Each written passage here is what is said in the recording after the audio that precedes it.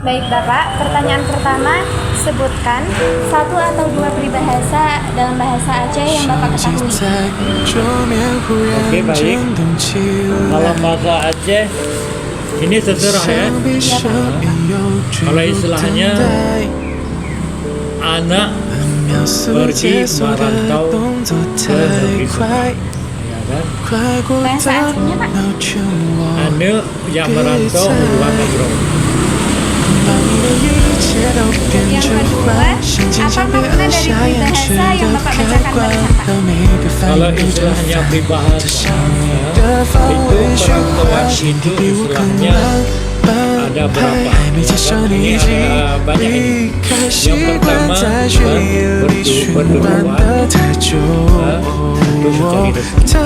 Ada juga yang bertujuan untuk mencari pengalaman. Dan yang ketiga ada juga yang bermain-main, ya kan? Jadi pengalaman yang tidak ada di dalam daerah kita. Yang selanjutnya, perilaku seperti apa yang dianjurkan melalui peribahasa yang Bapak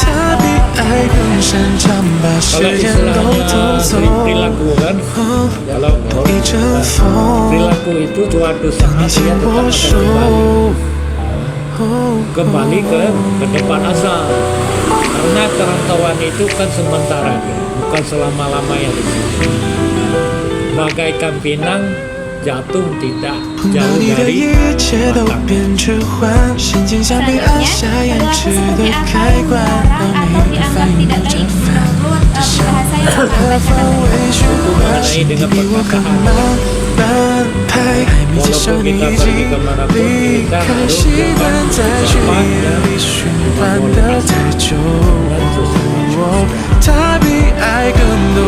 itu adalah salah satu yang diajarkan oleh orang tua kita. Kemanapun kita pergi tetap jangan mengangkat remeh sesuatu. Jadi bersikaplah baik kepada Yang selanjutnya, kapan Bapak menggunakan peribahasa tersebut? di saat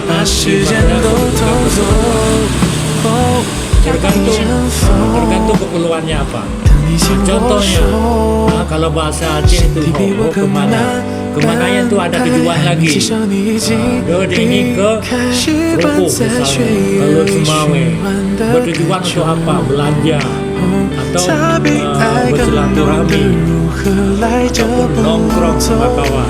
Itu banyak yang tujuan. Selanjutnya, apakah Bapak masih menganggap penting makna dari peribahasa tersebut pada zaman sekarang ini? Itu sangat penting sekali. Karena itu perkataan kita sehari-hari. Dimanapun kita pergi, perkataannya sehari-hari. Jadi kita mengatakan baik dengan bahasa Aceh ataupun bahasa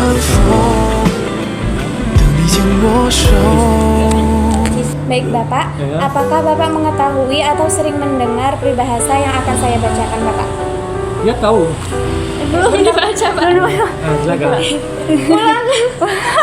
Ulang lagi. Bentar ya Pak, dibacakan dulu Pak. Baik Bapak, apakah Bapak mengetahui atau sering mendengar peribahasa yang akan saya bacakan Pak?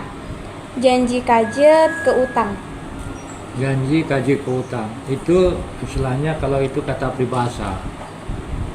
Peribahasa itu kalau kita terjemahkan, suatu kata-kata yang kita ucapkan baik dengan kawan, dengan mertua, dengan ibu, dengan family, ya kan?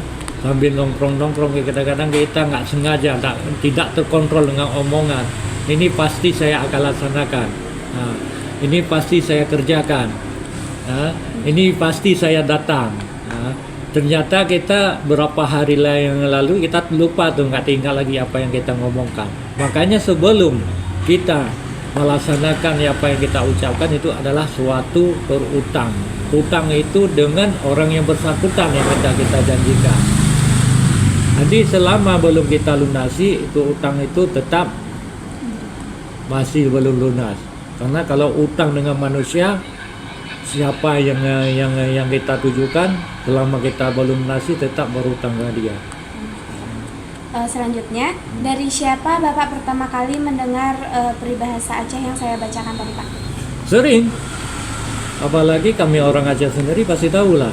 Itu bisa dikatakan sengaja ataupun tidak disengaja, karena itu tidak terkontrol. Berarti dari orang-orang tua ya, Pak? Iya, sering-sering kita nama orang tua, kadang teman.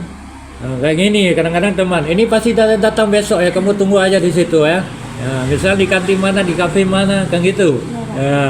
Itu adalah sering itu terjadi. Selanjutnya, Pak, apa makna yang terkandung dalam peribahasa yang saya bacakan menurut Bapak? Dan kapan Bapak menggunakan peribahasa tersebut? Untuk apa Bapak menggunakannya? Ya, kalau kata peribahasa itu karena kita menggunakan itu di saat kadang-kadang lagi nongkrong, pasti pertemuan, ya, tanpa sengaja walaupun tidak disengaja, itu banyak yang terjadi, ya kan? Ya itu yang tadi yang paling ujung. Untuk apa Bapak menggunakan peribahasa tadi, Pak? Itu tergantung kedudukan itu, karena peribahasa itu kan banyak, ada pecahannya lagi. Kalau istilahnya insya Allah itu tidak menentukan, itu bukan suatu utang, karena insya Allah itu bisa dikatakan pergi atau bisa dikatakan tidak. Tetapi kalau kita nggak pakai insya Allah ini, itu adalah suatu perjanjian.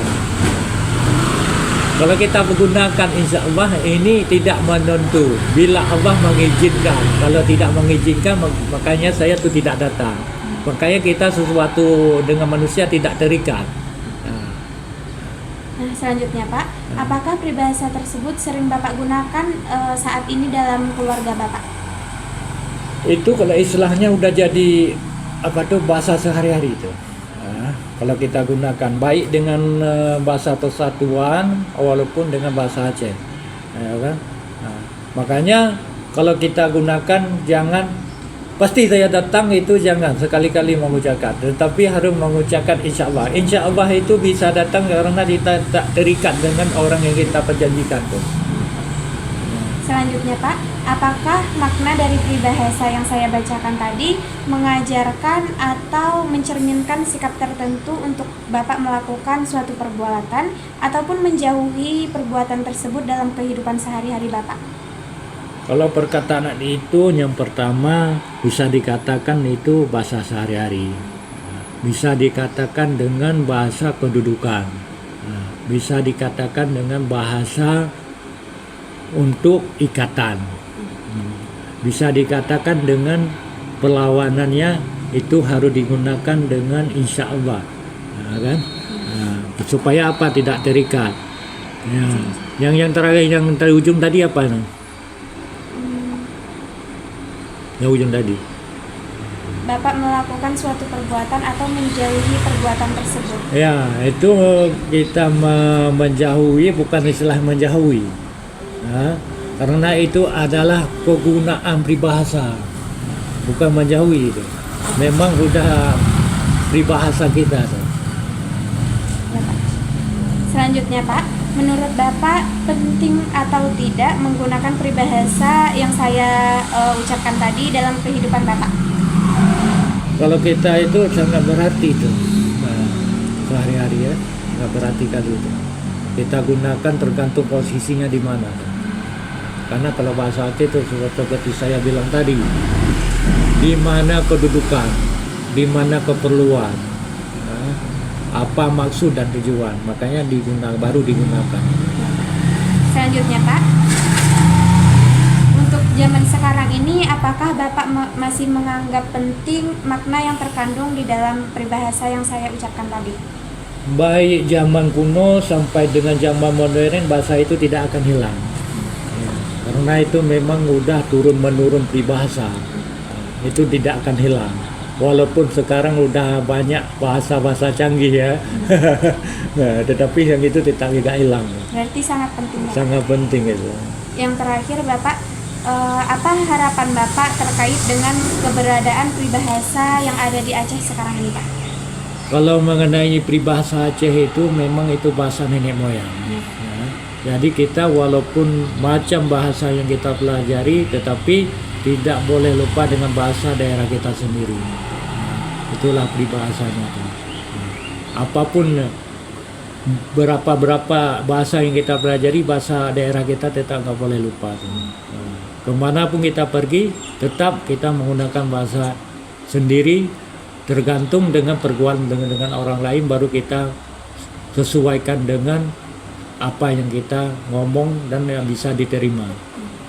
Berarti apapun yang kita katakan, yang orang terima berarti mengerti, yang orang ucapkan mengerti, ya kan? Kayak itu. Disesuaikan. Disesuaikan.